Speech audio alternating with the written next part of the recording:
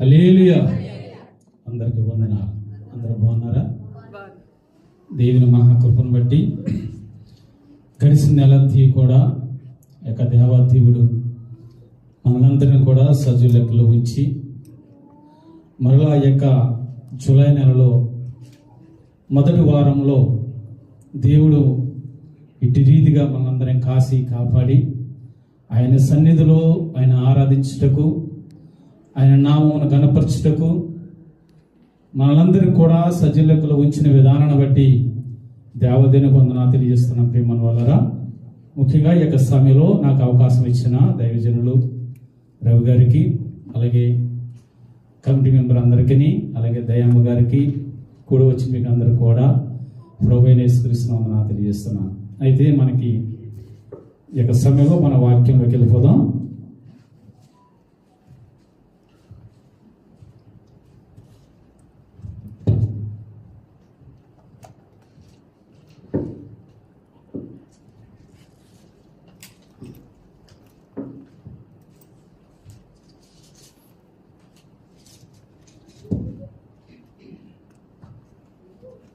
పరిశుద్ధ గ్రంథము నుంచి పాత నిబంధన గ్రంథము 17వ అధ్యాయము 10వ వచనము 11, 12 చదువుకుందాం. ప్రేమ చదువుతారు ఎవరన్నా?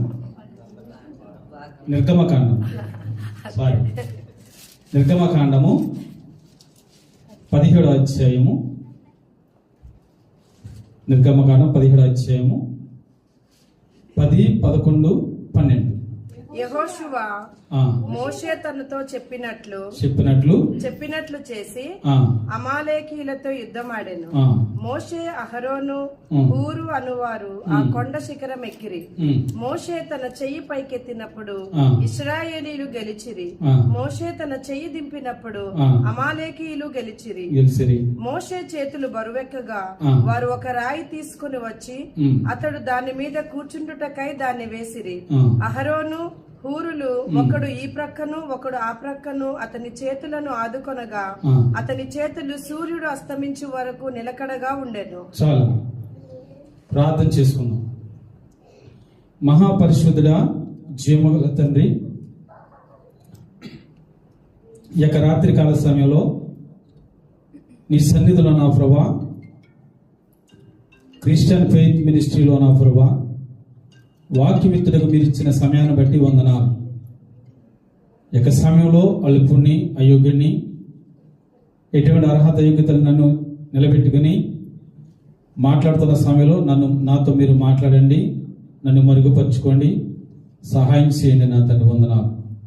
వినుసున్న బిడ్డలు నా తండ్రి వాక్యం విని ఆ వాక్యానుసారంగా జీవించే భాగ్యం ప్రతి బిడ్డకు దయచేయండి, కృప చూపించండి. నజరేయుడైన యేసు నామమున అడిగి వేడుకొనుచున్నాము తండ్రి. హల్లెలూయా, హల్లెలూయా. ప్రియమైన దేవుని సంగమా, ఈ యొక్క రాత్రి కాల సమయంలో ఇక్కడ మోషే చేస్తున్న ప్రార్థన అనగా, ఇక్కడ మన కొద్దిగా ముందుకెళ్ళినప్పుడు 8వ వచనం చూసినప్పుడు, తరువాత అమాలేకులు వచ్చి రెఫాదీములో ఇశ్రాయేలులతో యుద్ధము చేయగా మోషే యెహోషువతో మన కొరకు మనుషులను ఏర్పరిచి వారిని తీసుకుని బయలు వెళ్ళి అమాలేకులతో యుద్ధము చేయము, రేపు నేను దేవుని కర్రను చేత పట్టుకుని ఆ కొండ శిఖరం మీద నిలిచెదనని యొక్క మోషేతో అహరోను యెహోషువ తెలియజేస్తున్న సమయంలో ఇక్కడ ఏంటంటే ఆ యొక్క ఐగుప్తు నుంచి దేవుడు ఏర్పరిచిన రీతిగా మోషే ద్వారా ఆ ఇశ్రాయేల్ జనాంగాన్ని తీసుకొస్తున్న సమయంలో అక్కడ అమాలేకులతో అక్కడ ఏం జరుగుతుందంటే ఇశ్రాయేలుకి అమాలేకులకి యుద్ధము జరుగుతున్న సమయంలో అక్కడ ఏమైతుందంటే మోషే ఆ యొక్క కొండ ఎక్కి ప్రార్థిస్తున్న సమయంలో ఆ యొక్క 2 హస్తముల పైకెత్తి ప్రార్థిస్తున్న సమయంలో ఇశ్రాయేలీయులు గెలిచేవారు. ఎప్పుడైతే ఆయన యొక్క చేతులు బరువెక్కి కిందకు వస్తున్న సమయంలో అమాలేకులు నెగ్గటం జరిగింది. ఇక్కడ నేను ఈ యొక్క సందర్భం ఎందుకు ఎత్తానంటే, నేను ఇక్కడ తన ప్రజలైన ఇశ్రాయేలు జనాంగము పక్షాన మోషే ఒక నాయకత్వం వహిస్తున్నాడు. అయితే ఇశ్రాయేలు జనాంగం తన ప్రజలు నెగ్గాలని ఆయన ఏం చేస్తున్నాడు తెలిసి ప్రయాస పడుతున్నాడు. ఏం చేస్తున్నాడు? ప్రయాస పడుతున్నాడు. మన అంశం ఏంటంటే ఈ యొక్క దినాన్ని ప్రయాస. యొక్క దినం మన అంశం ఏంటండి? ప్రయాస. ప్రతి మనిషి కూడా నిజ జీవితంలో ప్రయాస పడవలసిందే. ప్రయాస పడకుండా ఎవరు కూడా విజయము పొందుకోలేరు. ప్రియమైన వారు, ఒక తల్లి గర్భం ధరించిన తర్వాత ఆ యొక్క దినములు వచ్చేంత వరకు కూడా ప్రయాస పడుతుంది. ప్రయాస పడుతుంది. ఆ ప్రయాస పడకుండా ఆ యొక్క శిశువు ఆ యొక్క తల్లి గర్భం నుంచి బయటికి రాదు. ఎందుకంటే కష్టపడాలి. కష్టపడితేనే దానికి ప్రతిఫలము దొరుకుతుంది. అందును బట్టే మోషే ఆ యొక్క సమయంలో దేవునికి ప్రార్థిస్తున్నాడు. ప్రార్థిస్తున్న సమయంలో ఆయన చేతులు బరువెక్కినప్పుడు ఆ యొక్క అమాలేకులు నెగ్గుతున్నారు. ఎప్పుడైతే ఆ యొక్క మోషే చేతులు పైకెత్తినప్పుడు ఇశ్రాయేలు జనాంగం నెగ్గుతున్నారు. ఈ యొక్క తతంగాన్ని అంతా ఎవరు చూస్తున్నారంటే ఆయన పక్కనున్న ఇద్దరు వ్యక్తులు చూస్తున్నారు. ఇద్దరు వ్యక్తులు చూస్తున్నారు. వాళ్ళు ఎవరు? అహరోను హూరులు. ఎప్పుడైనా ప్రియమైన వాళ్ళరా, లోక సంబంధముగా మనము ఒక పని చేస్తున్న సమయంలో ఎవరైనా ఒక ఇబ్బందులు పడ్డారనుకుందాం, ఒక గుంతలు పడ్డారనుకుందాం. గుంతలు పడినప్పుడు ఆ గుంతలో పడిన వ్యక్తి ప్రయాస పడుతూ ఉంటాడు. ఎందుకు? ఆ గుంతలోంచి పైకి రావాలని. అడవుల్లో కొన్ని దొంగ ఊపులు ఉంటాయంటండి. మనకు తెలియదు, మనం చూడలేదనుకో, మరి అడవుల్లో ఉన్న వాళ్ళకి తెలుస్తుంది. అందుకే మన వీడియోలో చూసాం.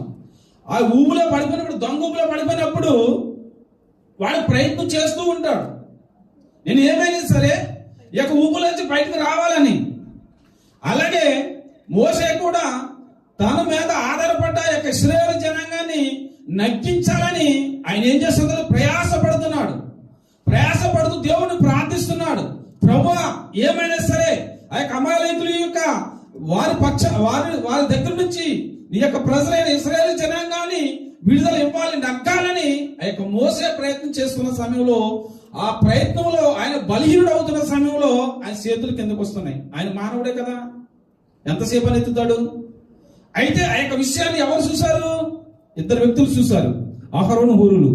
అయితే ఈ యొక్క విషయంలో వారు ఏం చేశారు? సపోర్ట్ గా ఆ యొక్క రెండు చేతులకి ఏం చేసి 2 బండరాడ్లు పెట్టారు. ప్రియమైన వాళ్ళరా, అదే రీతిలో సంఘములో కూడా మనము సంఘం ఎదుగుతున్న సమయంలో కొన్ని సార్లు ఊపులకు దిగజారిపోతూ ఆత్మ తగ్గిపోతూ ఉంటాయి. అవునా కదా? తగ్గిపోతున్న సమయంలో మన భారం మనమేం చేయాలి తెలుసా? ఈ మోషేకి ఎట్టి రీతిగా ఆ యొక్క ఊరు అహరోనులు ఎట్టి రీతిగా సపోర్ట్ చేశారో, ఆ యొక్క సంఘదాసునికి కావలసిన వాని పడుతున్న ప్రసవ వేదన, ఆయన పడుతున్న వేదన బట్టి వానికి సపోర్ట్ గా ఎట్టి రీతిగా ఉన్నారో, అట్టి రీతిగా కూడా మనము కూడా ఏం చేయాలి తెలుసా? కొన్ని సార్లు దాసులు కూడా మనం ఏం చేయాలి తెలుసా? సపోర్టింగ్ గా ఉండాలి. అక్కడ అదే జరిగింది. ఎందుకంటే ఇశ్రాయేలు జనాంగము నెక్కాలంటే అక్కడ ఏం చేయాలి తెలుసా? అక్కడున్న సమస్యను ఆ యొక్క ఇద్దరు బిడ్డలు చూశారు. ఇద్దరు బిడ్డలు చూసి మోషేకు సహకారులు ఉన్నారు. కావున ఆ యొక్క సాయంకాలం అయ్యే సమయానికి ఏమైంది తెలుసా? ఇశ్రాయేలు జనాంగాలు విజయము సాధించారో లేదా? సాధించారు. ఎందుకు? మోషే ప్రయాసకు వీరి సహాయము తోడు అయ్యింది. ప్రియమైన వాళ్ళారా, ఈ లోకంలో జీవిస్తున్న మనము అనేకమైన రీతిలో మనము ప్రయాసపడుతూ ఉంటాం. దేనికోసం ప్రయాసపడతాం మనకే తెలియదు. దేనికోసం ప్రయాసపడతామో మనకే తెలియదు. ఎందుకంటే ఏదైనా మానవుడి యొక్క ఆశాజీవి. ఎంత సంపాదించినా, ఎంత ఉన్నా మనిషికి తృప్తి ఉండదు. ఇంకేదో చెయ్యాలని ప్రయాసపడుతూ ఉంటాడు. ఇంకేదో చేయాలని ప్రయాసపడతాడు. కానీ చూడ, ఒక ధనవంతుడు మొత్తం సంపాదించేసుకుని కొట్లు ఎడగొట్టేసి మళ్ళా పెద్ద కొట్లు కట్టేశాడు. వాడి ఆశ ఇంకా తీరలా. ఎందుకంటే నా ప్రాణమా తినుము త్రాగము సుఖించమన్నాడు. వాడి ప్రయాస అలా ఉంది. దేనికోసము? వాడి ధనము కోసం, ఈ లోకంలో సంపాదన కూడా వాడు ప్రయాసపడ్డాడు, కష్టపడ్డాడు. కానీ దేవుడు ఏమన్నాడు తెలుసా?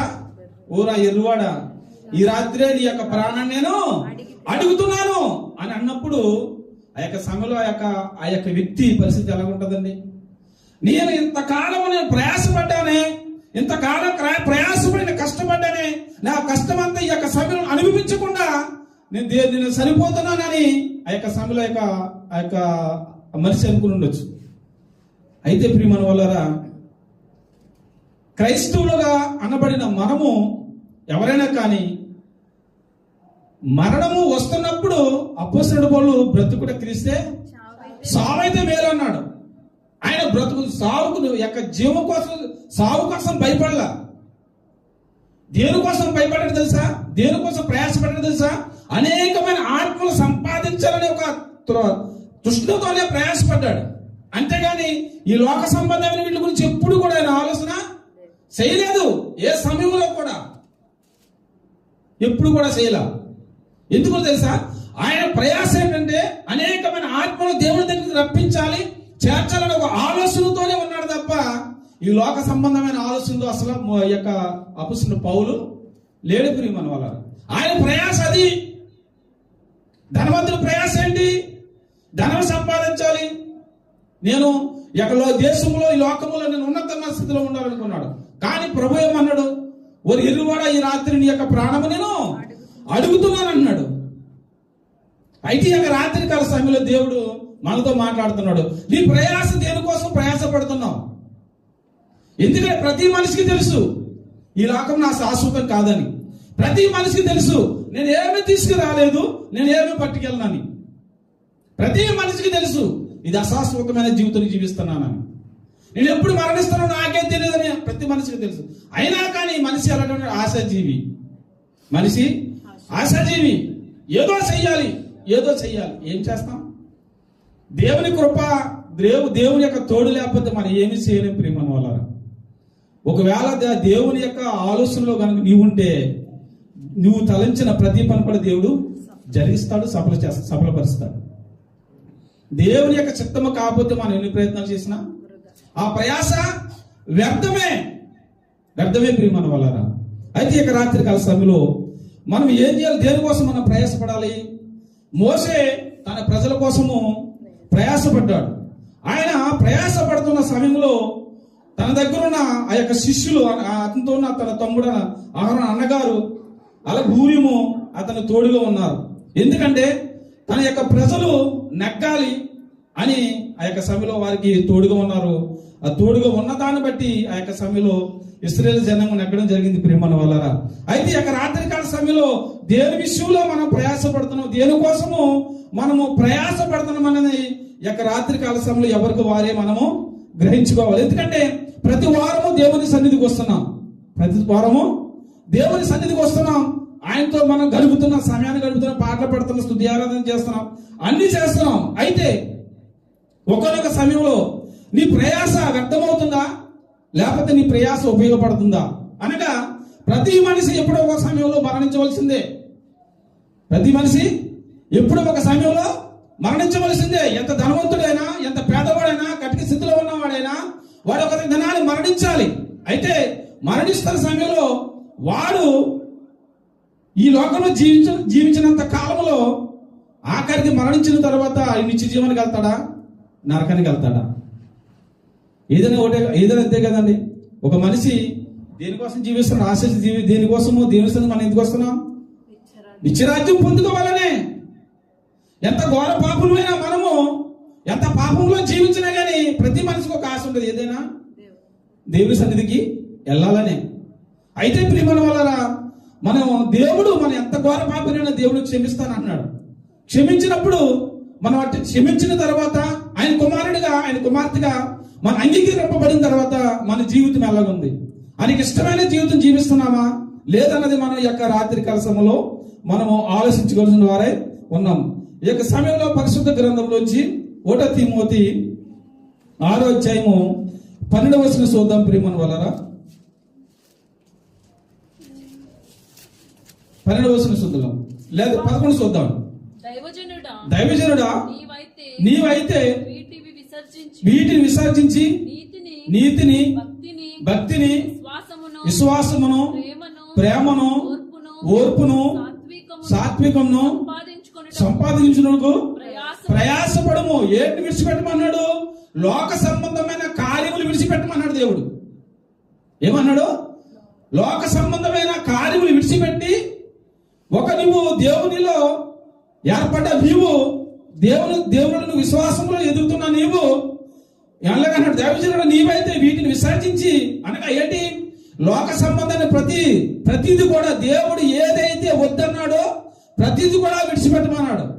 అంటే దైవజనుడికినా మనకు లేదా? మనకు కూడా ఉన్న విషయం. లోకంలో పుట్టిన ప్రతి మనిషి కూడా, క్రైస్తవ అనబడిన వాడు ప్రతి ఒక్కరు కూడా వేటిని విడిచిపెట్టాలో తెలుసా? లోక సంబంధమైన ప్రతి కార్యములు విడిచిపెట్టి ఆ తర్వాత నీతిని, భక్తిని, విశ్వాసమును, ప్రేమను, ఓర్పును, సాత్వికను సంపాదించుకున్నటకు ప్రయాసపడాలి మనం. అప్పుడు ప్రయాసపడితే ఏముంటో తెలుసా? విశ్వాస సంబంధమైన పోరాడము నిత్య జీవమును చేతపట్టాలి. మన ప్రయాసం దేని కోసం తెలుసా? నిత్య జీవం కోసం మనము ప్రయాసపడాలి ప్రియమైన వాళ్ళరా. అయితే నిత్య జీవం మనం పొందుకోవాలని మనం ఏం చేయాలి? ముందు చెప్పిన నీతిని, భక్తిని మనం ఏం చేయాలి? విశ్వాసమును, ప్రేమను, సాత్వికను మనము సంపాదించుకున్నప్పుడు ఆటోమేటిక్ గా మనం ఏం చేస్తుంది? మనకి ఏమవుతుంది తెలుసా? నిత్య జీవాన్ని పొందుకుంటాం. నిత్య జీవం పొందుకోవాలని ప్రతి ఒక్క మనిషి యొక్క ఆశ, ప్రయాస పడుతున్నారు ఈ యొక్క దినాల్లో. అయితే ఆ ప్రకారంగా మనము ప్రయాస పడుతున్నామా లేదా అన్నది మనమే ఎవరికి వారే ఆలోచన చేసుకోవాలి ప్రియమైన వాళ్ళరా. ఇంకా మనకు కొద్దిగా ముందుకెళ్ళినప్పుడు 1 కొరింథీయులు ఏముందో చూద్దాం. మన ప్రయాస దేనికోసం ప్రయాసపడుతున్నాం? 1 కొరింథీయులు 14వ అధ్యాయము 1వ వచనం చూద్దాం ప్రియమైన వాళ్ళరా. ప్రేమ కలిగినటకు ప్రయాసపడాలి. అది ఎందుకంటే ప్రేమే సమస్త మూలములకు కారణము ప్రియమైన వాళ్ళరా. ఒక మనిషిని, పడిపోయిన వ్యక్తిని ప్రేమించాలన్నా, పడిపోయిన వ్యక్తిని శారదీశాలన్నా మనుషులు ఏముండాలో తెలుసా? ప్రేమ ఉండాలి. కష్టకాలంలో ఉన్న వ్యక్తి సహాయం చేయాలన్నా ఏముండాలో తెలుసా? ప్రేమ ఉండాలి. ప్రేమ లేనివాడు నావాడు కాని దేవుడు ఎప్పుడే చెప్పేశాడు. ఎందుకంటే ప్రేమ సమస్త మూలాలకి కారణము ఎందుకో తెలుసా? దేవుడు నిన్ను నన్ను ప్రేమించడం కావున అందును బట్టే మన యొక్క దినాన్ని ఇటు రీతిగా క్షేమకరంగా ఉన్నాం. నిన్ను నన్ను ప్రేమించదు దేవుడు, నిన్ను నన్ను మన లోకాన్ని ప్రేమించడం కావునే అందును బట్టే ఆయన యొక్క పరలోకంలో ఉండవలసిన భాగ్యాన్ని విడిచిపెట్టుకుని నీ కొరకు, నా కొరకు ఈ లోకంలోకి వచ్చి శిలువలో బలియాగము అయిపోయాడు. ఈ యొక్క దినాన్ని మన బలం తీసుకుంటున్నామంటే ఆయన లోకానికి వచ్చిన, ఆయన చూపించిన యొక్క మార్గమే, ప్రియమైన వాళ్ళరా. అయితే ఇక రాత్రికాల సమయంలో మనం ప్రేమ కలిగి ఉంటున్నామో లేదో మనమే పరీక్షించుకోవాలి. ప్రతి మనిషి కూడా ఏమి కలిగి ఉండాలి? ప్రేమ కొరకు ప్రయాస పడాలి. ప్రేమ కురిపించేవారుగా, ప్రేమ చూపించేవారుగా మనం ఉండాలి.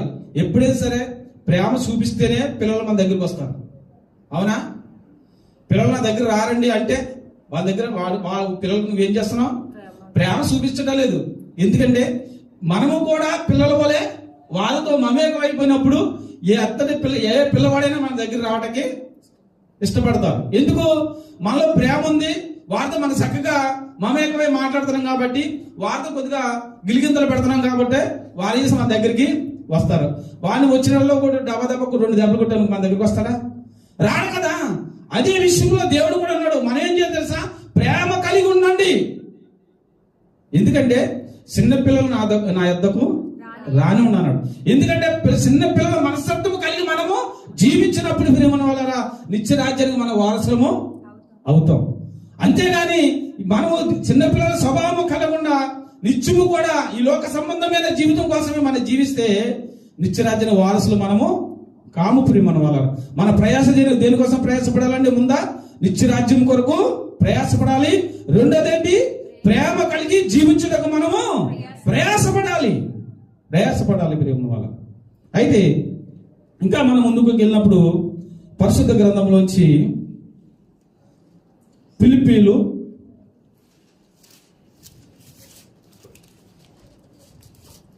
పరిశుద్ధ గ్రంథం అపోస్తలుడు పౌలు రాసిన పరిశుద్ధ గ్రంథంలో ఫిలిప్పీలు రాసిన పత్రిక 4:3 చూద్దాం ప్రియమైన వాళ్ళరా. 4:3. అవును నిజమైన సహకారి ఆ స్త్రీలు క్లైమెత్తుతోను నా ఇతర సహకారులతోను సువార్త పనిలో నాతో కూడా ప్రయాసపడిన వారు గనుక వారికి సహాయము చేయుమని నిన్ను వేడుకొనుచున్నాను. ఆ సహకారుల పేరులు జీవగ్రంథమందు వ్రాయబడి ఉన్నవి. చూడండి, అపోస్తలుడు పౌలు ఒక మంచి సాక్ష్యం ఇస్తున్నాడు. ఇక్కడ సంఘంలో ఉన్న ప్రతి ఒక్క విషయంలో కూడా ఇక రాత్రికాల సమయంలో మాట్లాడుతున్నాడు. ఇక్కడ ఎవరితో మాట్లాడుతున్నాడు అంటే అపోస్తలుడు పౌలే మనం మాట్లాడుతున్నాడు. అంటే అవును, నిజమైన సహకారి ఆ స్త్రీలు కెమెంతులోను నా ఇతర సహకారులతో నా సువార్త పనులు నాతో కూడా ప్రయాసపడ్డారని ఆ యొక్క సమయంలో సంఘముతో ఆయన ఏం ఒక సాక్ష్యాన్ని చెప్తున్నాడు, ఒక సాక్ష్యం ఇస్తున్నాడు. ఈ యొక్క రాత్రికాల సమయంలో క్రిస్టియన్ పేరు సంఘంలో ఉన్న మీ విషయంలో ఒక దైవజనుడు గాని ఎవరైనా అతిథి వర్తమానంలో వచ్చినప్పుడు మీరు చేసిన సేవను బట్టి సాక్ష్యాలు ఉన్నాయి. మీరు మనం అనుకోవాలి, నేను సాక్షిగా ఉన్నానా, నేను యొక్క సంఘంలో నేను ఎంతవరకు నేను ప్రయాసపడుతున్న సంఘము కోసము, అది మనము ఏం చేయాలి, మనముగా పరీక్షించుకోవాలి. ఎందుకంటే సంఘములో ఏర్పడ్డ మనము, సంఘంలో నిలబడ్డ మనము ఎంతో మనకు సాయశక్తిగా మనకు దేవుడు ఎంత ఇచ్చిన శక్తి అంతవరకు మనం చేసేవారుగా ఉండాలి. ఉన్నప్పుడు ప్రియమైన వాళ్ళ ప్రభువైన దేవుడు ఒకనొక సమయంలో నా కుమారుడు ఆ యొక్క క్రిస్టియన్ మినిస్ట్రీలో మంచి సహకారులుగా సంఘానికి మంచి విశ్వాసులుగా ఉన్నారని దేవుడు అప్పుడు ఈ విషయంలో సాక్ష్యం చెప్తాడు. ప్రియమైన వాళ్ళ అపోస్తలుడు పౌలుడు అదే చెప్తున్నాడు. ఏమని చెప్తున్నాడు? నా ఇతర సహకారులతో సువార్త పనులతో నాతో కూడా ప్రయాస పడిన వారు గనుక వారి సహాయం చేయమని నిన్ను వేడుకొలుస్తున్నాను. ఆ సహకారు పేరులు ఎక్కడున్నారని చెప్తున్నాడు? ప్రతి ఒక్కరు ఆశదే కదా, మన ఆశదే కదా. ఎంత వేడున్నా కానీ సమయం ఉన్నా సమయం లేకపోయినా మనం ఎందుకు వచ్చాము దేవుని సన్నిధికి? మన ఆశ అంతా దేనికండి? దానికోసమే కదా. జీవగ్రంథంలో మన పేరు ఉండాలనే కదా. అంతేగాని మన సమయం ఏదో సద్ద గడుపుకుంటాం మనం ఇక్కడికి వచ్చామా? కాదు కదా. ఒక సమయాన్ని వృధా చేసుకోవాలి, సమయాన్ని గడుపుకోవాలంటే మనం ఎక్కడ ఉంటాము? మాలేలో ఉంటాం, అంతే కదా. కానీ మన యొక్క ఆలోచన అది కాదు. దేవుని సన్నిధిలో మనం వాడబడుతున్న మన ఆలోచన అది కాదు. మనం ఏంటంటే మన యొక్క పేర్లు ఎక్కడ ఉండాలని జీవ గ్రంథంలో మనం ప్రయాస పడుతున్నాం. అలాగే ప్రయాస పడాలి. పడినప్పుడు ప్రియమైన వాళ్ళరా ఈ యొక్క అపోస్తలుడు పౌలు ఆ యొక్క స్త్రీల విషయంలో ఎంత చక్కని సాక్ష్యం ఇచ్చాడో ఒకనొక సమయంలో దేవుడు కూడా నీ విషయంలో నా విషయంలో చక్కని సాక్ష్యము ఇస్తాడు. ప్రియమైన వాళ్ళ అట్టి రీతిగా మనం ఏం చేయాలి? ప్రయాసపడాలి.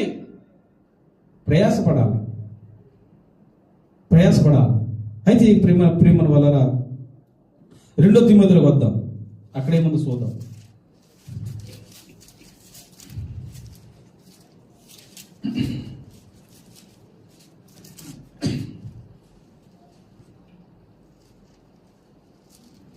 పరిశుద్ధ గ్రంథంలో నుంచి 2 తిమోతి 4:2 చూద్దామా? 4:2 అమ్మా. 2 తిమోతి 4:2 వాక్యమును ప్రకటించుము, సమయమందును అసమయమందును ప్రయాసపడము, సంపూర్ణమైన దీర్ఘశాంతముతో ఉపదేశించుచు ఖండించుము, గద్దించుము, బుద్ధి చెప్పు. ఇక్కడేమన్నాడు? వాక్యము ప్రకటించుట విషయంలో ఏం చేయాలి తెలుసా?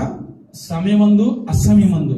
అంటే ఏదో దైవజనులు రవి గారు శుక్రవారం దినాన రాత్రి కాల సమయంలో 7:30 స్టార్ట్ అవుతుంది కదా.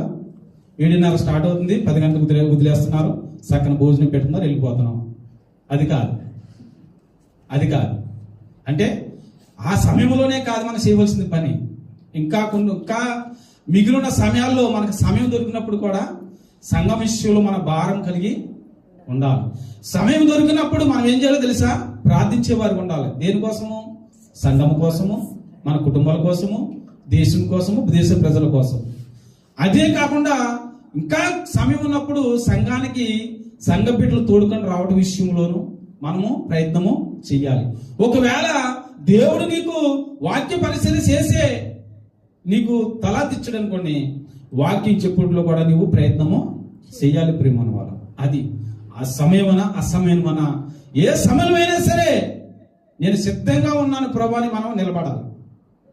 మనం సిద్ధంగా ఉన్నామని నిలబడి ఉండాలి. ఎందుకంటే దేవుడు అన్నాడు కదా, నేను దొంగవలే వస్తాను, నేను ఎప్పుడు వస్తానో నాకు తెలీదు, అంతేకాని పలానా సమయం వస్తాను చెప్పాడా? కాదు. అలాగే మనం ఏం చేద్దాం, ఏ సమయమైనా ఒకవేళ కష్టమైన, నష్టమైన, భారమైన, బలహీనమైన ఏ సమయం అందైనా కానీ మన వాక్య పరిసర చేతులు కానీ దేవుని సన్నిధి విషయంలో మన చేయవలసిన పని మన శక్తి కొలిది మనం ఏం చేద్దాం, మన ప్రయాస పడాలి ప్రియమైన వాళ్ళ. ప్రయాస పడినప్పుడే దేవుడు మన విషయంలో ఒకనొక సమయంలో నా కుమారుడు నా కుమార్తె అంటాడు. ఇంకేమన్నాడు సార్? నమ్మకమైన నా నమ్మకమైన మంచి దాసుడా అంటాడు. ఎందుకు?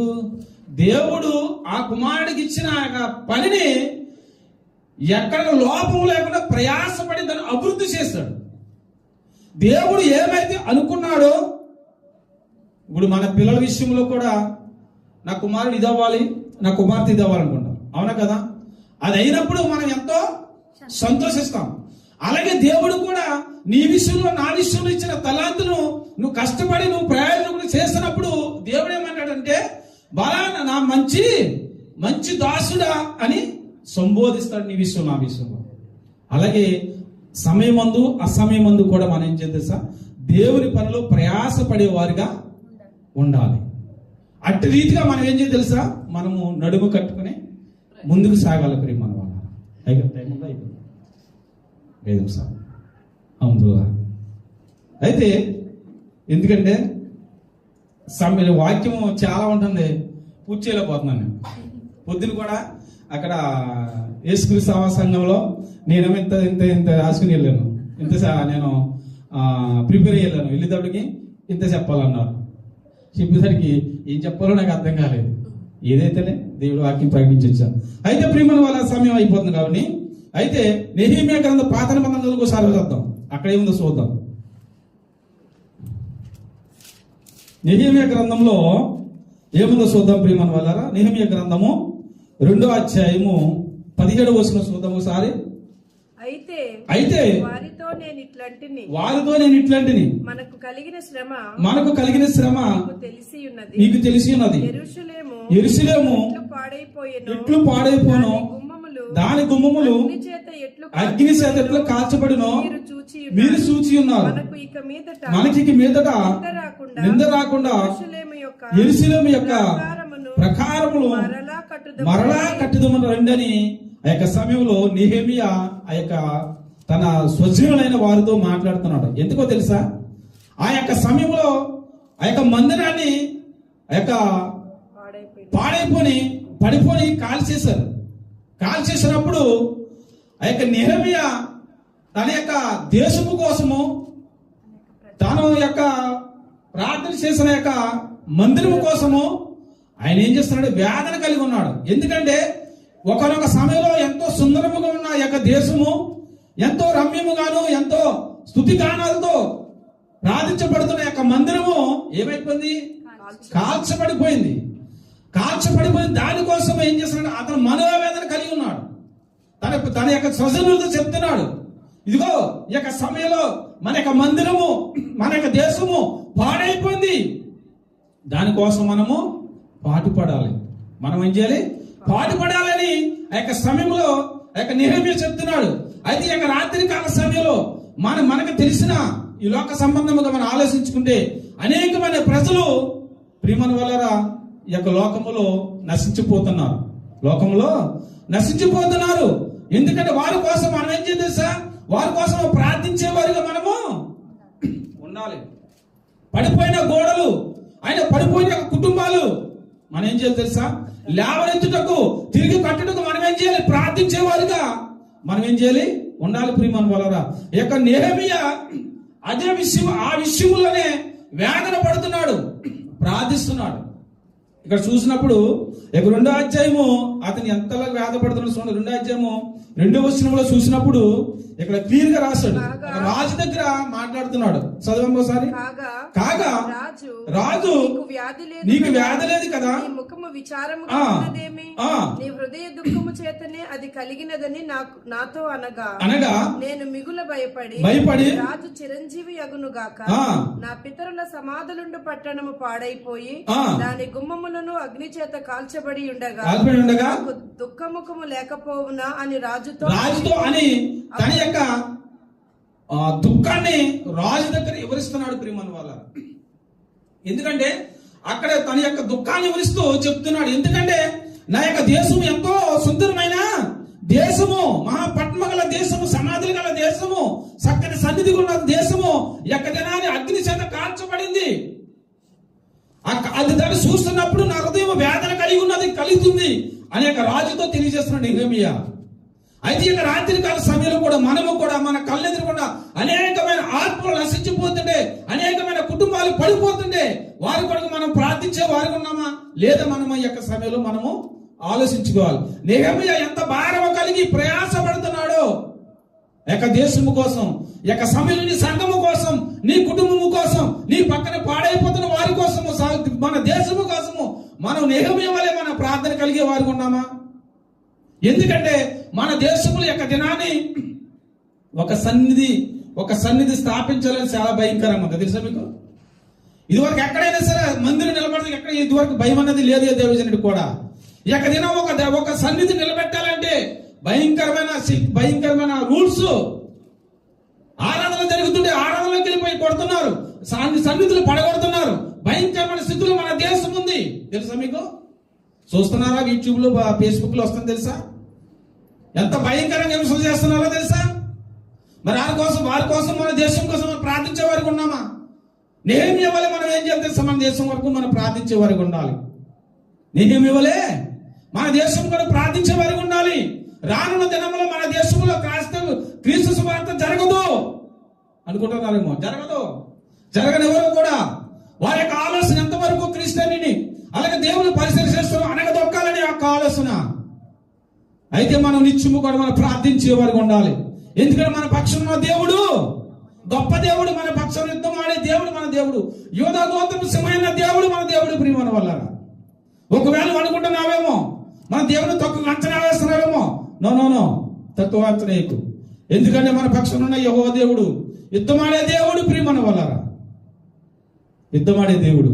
ఈ యొక్క రాత్రి కాల సమయంలో నెహెమీయా వలె పడిపోతున్న ఆత్మల కోసము, నశించిపోతున్న ఆత్మల కోసము మనం ప్రార్థించే వారు ఉన్నామా? ఒకసారి ఆలోచించండి. ఎందుకంటే నీ హృదయమే నా ఆలయం అన్నాడు దేవుడు. నీ హృదయమే నా ఆలయం అన్నాడు దేవుడు. అనగా ఆత్మలు, మన యొక్క హృదయం అనేకమైన ఆత్మలు లోకంలో కలిసిపోతున్న సమయంలో నెహెమీయా వలె వారి కోసం మనం ప్రార్థించేవారుగా మనం ఉండాలి. ఇంకైతే మనం ముందు ముగించుకున్న సమయం అయిపోయింది. లోక సువార్తలు వద్దాం ప్రియమైన వాళ్ళారా. లోక సువార్తలు ఏముందో చూద్దాం. 5వ అధ్యాయము ముగింపులోకి వచ్చాం. 5వ అధ్యాయము 5వ వచనం చూద్దాం. సీమోను ఏలినవాడా రాత్రి అంతయు మేము ప్రయాసపడితిమి గాని మాకేమీయూ దొరకలేదు.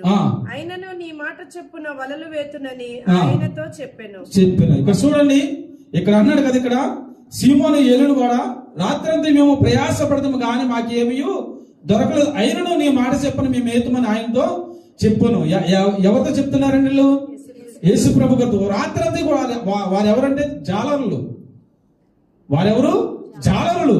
రాత్రంతా కూడా మేము ప్రయాసపడ్డాం కానీ ఒక్క చేప కూడా మాకు దొరకలేదు అంటూ అప్పుడు దేవుడు అన్నాడు, అది సరే మీకు రాత్రి దొరకలేదు కదా, నేను చెప్పిన ప్రకారం చేయండి అన్నప్పుడు మన కింద చదవడమ్మా. వారు అలాగూ చేసి విస్తారమైన చేపలు పట్టిరి. అయినను నీ మాట చెప్పున వలలు వేతునని ఆయనతో చెప్పాను. వారు అలాగూ చేసి విస్తారమైన చేపలు పట్టిరి. అందుచేత వారి వలలు పిగిలిపోవచుండగా. చూడండి, ఎప్పుడైనా చూడండి, ఇక్కడ ఇల్లు కట్టువారి ప్రయాసము వ్యర్థము. ఆయన యొక్క అది ఎక్కడున్నది? కీర్తన గ్రంథంలో 127 సార్లు చూద్దామా? కీర్తన గ్రంథంలో ఉంటది, అది చక్కని వాక్యము. ప్రయాసము వ్యర్థమే. ఒకవేళ అనుకుంటున్నామేమో, ఒకసారి అనుకుంటున్నామేమో, ఎందుకంటే నువ్వు ఇక్కడ చదువు, ఒకసారి చదువు, మళ్ళీ ఒకసారి. యెహోవా ఇల్లు కట్టించని ఎడల దాన్ని కట్టువారి ప్రయాసము వ్యర్థమే. చదవమ్మా. వ్యర్థమే.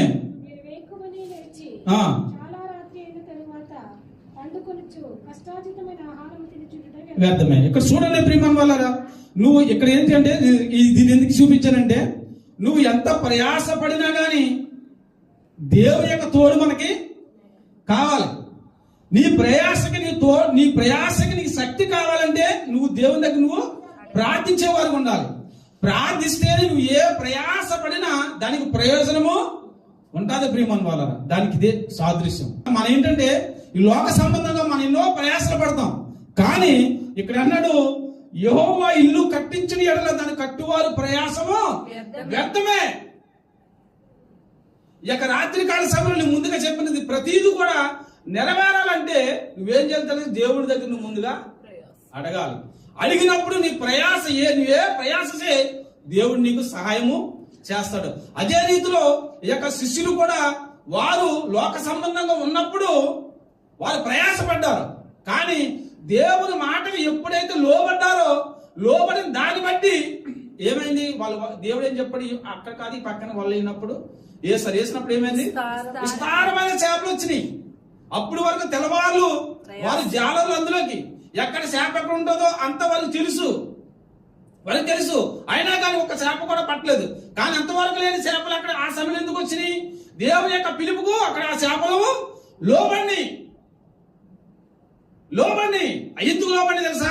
వారు దేవుని మాటకు లోబడ్డారు. కావున దేవుడు ఏం చేస్తాడండి? ఈ నా కుమారుడు నా మాటకు లోబడ్డారు, నేను చేయమన్న పని చేశారని ఆ యొక్క సమయంలో దేవుడు చేపలకు ఆజ్ఞ ఇచ్చాడు. అలాగే ఈ యొక్క సమయంలో మనని ముందుగా చెప్పింది నిత్య జీవం కోసం కానీ, ప్రేమ కలిగి ఉండుట కానీ, సువార్త పని విషయంలో కానీ, ఏ విషయంలో పడిపోయిన గోడలు అనగా ఆత్మల కొరకు నువ్వు ప్రార్థించిన విషయంలో కానీ నువ్వేం చేయాలి తెలుసా? ముందుగా దేవుని కొరకు దేవుని దగ్గర నువ్వు ప్రార్థించి ఆ యొక్క శక్తిని నువ్వు పొందుకోవాలి. పొందుకున్నప్పుడు ప్రియమైన వాళ్ళరా నువ్వేది అడుగుతావో అది దేవుడు నీకు సమస్తమనం దయచేస్తాడు. ఈ యొక్క రాత్రికాల సమయంలో నీ ప్రయాస దేనికోసం ప్రయాస పడుతున్నావో ఈ యొక్క రాత్రికాల సమయంలో గమనించు. ఎందుకంటే ప్రతి మనిషి కూడా ఆశాజీవి. నువ్వు దేనికోసము నువ్వు ప్రయాసపడుతున్నావో దానికోసం నువ్వు అది పొందుకోవాలంటే ముందుగా నువ్వేం చేయాలి తెలుసా? దేవుని దగ్గర నువ్వు అడిగి దేవునితో పోరాడి పొందుకుని ఆయన దగ్గర నువ్వేమైతే ఏ విషయంలో అయితే నువ్వు ప్రయాసపడుతున్నది పొందుకునే భాగ్యము దేవుడు నీకు దయచేయును గాక. హల్లెలూయా, హల్లెలూయా. మనం ప్రార్థన చేసుకుందాం, కళ్ళు మూసుకుందాం. ప్రియమైన వాళ్ళారా చిన్న ప్రార్థన చేసుకుందాం. పరిశుద్ధుడా, జీవగల తండ్రి, దయగల నాయన యేసు నీకే వందనాలు. ఈ యొక్క రాత్రి కాల సమయంలో ప్రయాస అనే అంశం మీద మాట్లాడికి మీరు కృప చూపించున్నారు. విన్న వాక్యం వ్యర్థము కాకుండా నా తండ్రి 30 60 100 నీ బిడ్డలో నా తండ్రి వద్దులు చేయమని సహాయం చేయమని, వారు పడుతున్న ప్రతి ప్రయాసకు నా తండ్రి మీ యొక్క కృప మీ సహాయము తోడిచ్చి మీరే ఘనత మహిమ పొందుకోమని నా